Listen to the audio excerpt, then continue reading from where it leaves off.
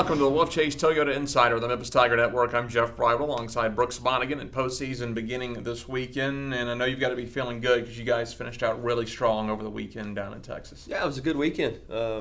You'll hear me say that there's no easy games in this conference, so to get two quality wins on the road is a great feat. And we just want to carry the momentum, obviously, into this tournament. Had that home tournament spot lingering, so there was that motivation to play well this weekend. You didn't leave much doubt. 3-1 win at Houston, 4-1 win at SMU. Talk about the Houston match. Yeah, that was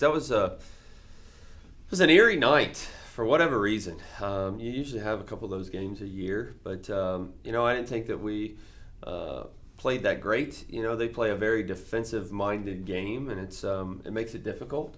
So we had to play a little bit different style, and I think it threw us off a little bit, which is okay, but because at the end of the day we found a way to win, but again, you take the win, you get out of there.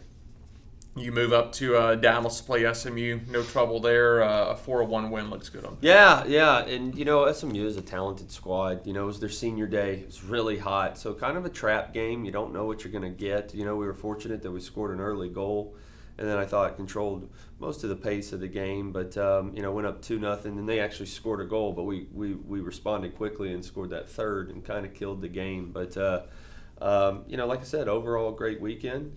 And looking forward to this week and coming up. It's always a strange weekend, as you mentioned, kind of an eerie feeling on the game at Houston and a trap game potentially against SMU, because you do have that second seed to play for, but still it's hard not to think, well, this is the last weekend, we're finally here, and tournament play starts next week. Well, you don't want the kids to ever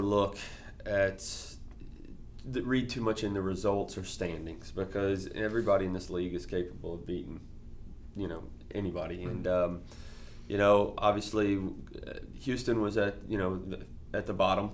You don't want to overlook those guys because they're a talented team. And then SMU was going to finish ninth no matter what. And I thought the girls overall, especially on Sunday, did a good job of not reading into the stats and stuff and just focusing on ourselves. And that's what you have to do. This weekend, obviously East Carolina is playing Houston. We'll end up playing the winner, and both games, it's tournament time. This is a new season for everybody, so you've got to be ready for whoever we play their best game.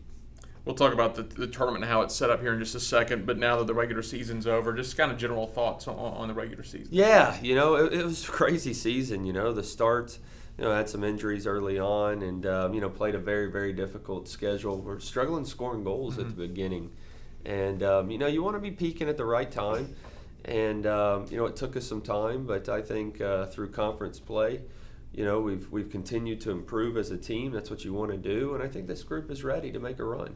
Your team now looks like a very competent team, maybe the team that you envisioned because I know you were really high on this team in the preseason. Yeah, no, again, I've said it from day one, how talented the group, how much I like the group, and how much, what great character this group has. And, unfortunately, it was just there was a lot of luck not going our way early on. And, credit to the kids. They stayed focused.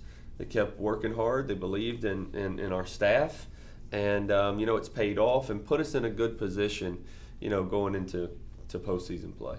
Well, let's talk about the American Championships in the same format as last year, where there's some home site in the first two rounds, then you'll move to the neutral side if you advance to the semis and the finals. What will happen this weekend is there will be a neutral game. East Carolina and Houston play at Mike Rose at 1 o'clock Friday. You don't play until Sunday. You'll play the winner of that.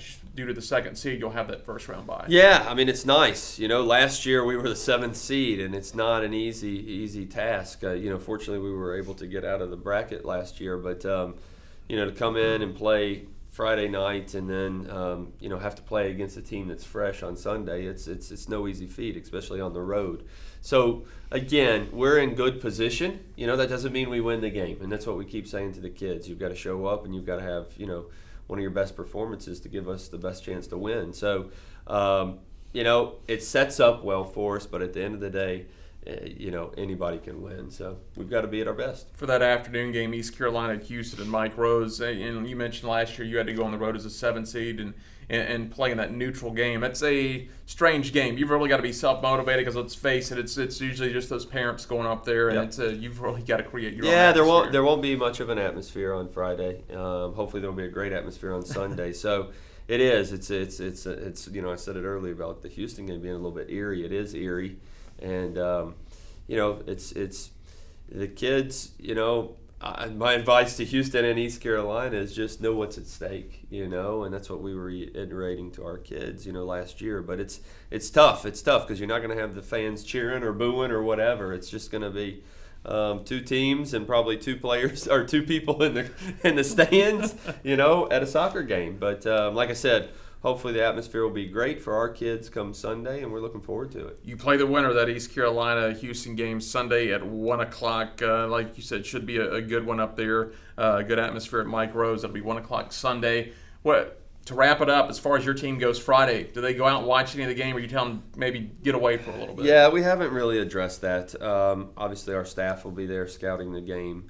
We've got practice that afternoon, so the team probably won't be there. We'll share what we need to with them. But, again, just our focus right now is just on ourselves because we don't know who we're playing, and we're just trying to get a little bit better this week, put our heads down, work hard, and whoever we face, we face.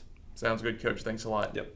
And as head coach Brooks Monaghan, I'm Jeff Brightwell for the Wolfchase Toyota Insider on the Memphis Tiger Network.